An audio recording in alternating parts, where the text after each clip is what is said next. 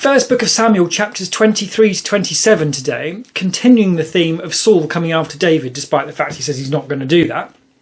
And this begins with another problem with the Philistines. David getting called to go and look after the city of Keilah, sounds Klingon, who have been attacked by the Philistines. So David goes to help them. Saul hears that David has done this, and it seems from the thought that the city is contained and David will be in it, he thinks this means that God has delivered David to him. Which is interesting. David rescues the city anyway. Saul's on his way, and God tells David that the city of Keilah are going to sell him out to Saul, despite the fact he's just been and rescued them. So people from Keilah, not very nice. David decides he's going to leg it anyway before Saul gets there and takes 600 men with him, and he goes off into the desert of Ziph. Doesn't seem to spend very long in the desert of Ziph before the Ziphites, presumably people who live in the desert of Ziph, sell him out as well to Saul, telling him where he is and helping Saul to figure out where David is so he can get hold of him and kill him. This leads to some sort of chasing around. It sounds like Saul is closing in on David as he's moving around the place. But then the Philistines attack something of Saul's again, so Saul has to break off his pursuit of David to go and deal with the Philistines. Not much seems to happen with this, and then we're just straight back to Saul chasing after David. And it's talking about Saul one day, he's walking along through the desert, seems to need himself a little number one or number two, finds a convenient little cave and goes off there to, well, the Bible says, to relieve himself. Turns out, however, this is not actually a lavatory, because at the back of the cave is supposedly David and his men, which earlier was said 600, so I don't know how big this cave is. It's got 600 people in it. Saul goes in there to sort things out, and just seems to not notice that there's 600 blokes in the back of it.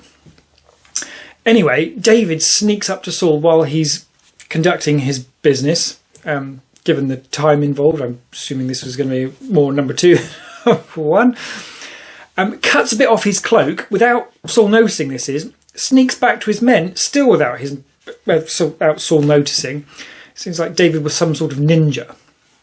But by the time David gets back to his men and shows them what he's done, he seems to feel bad about it and ends up ordering his men not to attack Saul, seemingly because, I don't know, some sort of weird loyalty thing that Saul's the king, so David mustn't do this. It's a bit odd anyway.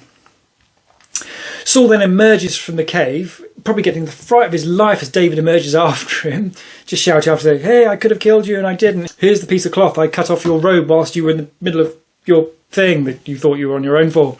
And all this stuff about how David has done nothing wrong to Saul, so Saul shouldn't be trying to kill him, and it's all a bit weird. Saul, anyway, completely agrees. He's like, "Yes, you are my son," and he's not his son, obviously, but "You are my son," and it's all wonderful. Saul seems to know as well that David is going to be king of Israel as well, and seems relaxed and groovy with this. But they all seem to settle it. They're all friends, and they go off in their own separate ways. At this point, completely unrelated to the rest of the story, it's noted that Samuel dies. It's a bit odd because that's chapter 25 out of 31. So Samuel, it seems unlikely he could have written the whole of the book of 1 Samuel. But I don't think that really matters. His time is done and it doesn't seem relevant to the story. We then have another weird exchange where, they're all weird exchanges, aren't they? David is out in the desert and there's this chap called Nabal, Nabal, Nabal. And David has a weird exchange with him via servants. So he sends his servants to Nabal to say nice things and I think ask for some food, which doesn't seem to go down very well. Nabal sends back this basically sod off and it's not very well received. David and his men get the swords ready to go down and have a big old scrap. Nabal's wife, however, Abigail, seems to know who David is and that he's going to be king, loads up donkeys with lots of presents for David and takes them out there herself and says, "I'm really sorry about my husband." Nabal means fool, apparently. "Here, have all this wonderful stuff." And David says, "Oh, brilliant, you've saved me having to kill your husband and everybody else." Abigail then goes back, turns out her husband's drunk having a party, tells him the next day what she did, and it sounds like he's struck down with some sort of heart attack, and which of course is attributed to God doing this, and dies 10 days later or so. Abigail then marries David, despite the fact David's already married, because he's got this, what's her name? Ahinoam of Jezreel, and he was married, of course, to Saul's daughter from previous video. It seemed pretty clear that wedding happened with the whole foreskins business. But then it talks about how Saul had taken David's wife away and given her to someone else, or taken his daughter and given her to someone else. So I don't know. I don't think we really care. Does it matter?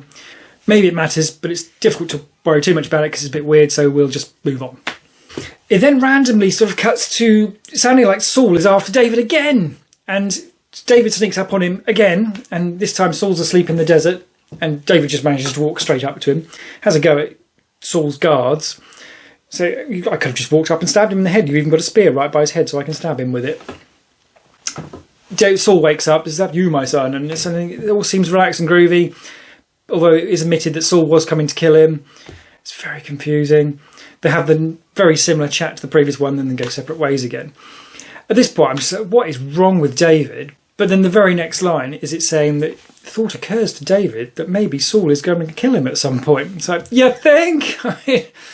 What's wrong with this guy? But anyway, David decides he's going to disappear properly this time, not just run away the last few times he's done it, which hasn't been very successful. But of all the places, he chooses to go to the city of Gath, which he went to earlier, but figured out here is actually a Philistine city. So you'd think they wouldn't like him very much. But he chats to the king, who's King Achish, Achish. And King Achish seems quite happy with David being there and gives him some land. David then goes off raiding local areas in the vicinity, which seems to please King Achish, who notes of David that he seems to be so obnoxious to his people that it's going to keep him from going back to his realm, which seems to please Achish because David's doing him a favour by raiding all these neighbouring areas or something like that. It's very weird. I don't quite know what to do with that section because it's just, the short version. Samuel died, Saul and David are still fighting. David seems to have had enough and gone away, but I'm not sure I'm convinced. I'm going to believe this when we see it. And he's got another wife. Beyond that, that was just a lot of faffing for not a great deal of stuff, I think. The bit that stood out for me, though, actually, was that the idea that Saul thought at the beginning David going to rescue the city of Keilah, that meant that was God delivering David to him. And that's interesting, isn't it? Because you think people ascribe meaning to things. This happened, oh, God did this, and that's happened. God struck this Nabal guy down with a heart attack, and he's delivered David to my hands. He clearly hasn't. I mean, not even in the story is there any hint that would be possibly what was happening. But people interpret things that way. It's definitely something to be, I don't know, aware of, because you do get people ascribing action on God's part to things that happen that may just be random. I think it's one of the ideas that I'm slightly averse to, is like people saying God did this or God did that. It's like, really? It's maybe. Maybe. I don't know. But I don't know. That's something. That's a sort of a prejudice, I suppose, that I have, a preconception I'm going to have to try and deal with. But yeah, I think there's one more video left in the book of 1 Samuel. Then I assume we're on to the book of 2 Samuel and have to see what happens with that.